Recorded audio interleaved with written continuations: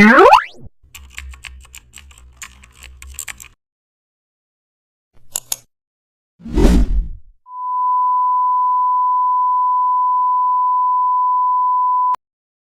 back to the channel. Don't forget to like, share and subscribe for more updates. Today we will create a glowing arrow design using stroke path. Begin by drawing an arrow shape using the pen tool, then choose a bright soft brush for the glowing effect. Also set brush size based on how thick you want the arrow line.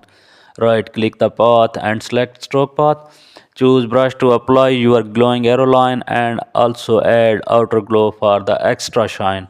Duplicate the layer to intensify the brightness and add a green overlay to give the arrow a multicolor glow. Increase the size in outer glow for stronger lighting. Use Ctrl+T to adjust the arrow shape perfectly. This works great for motions, graphics and posters.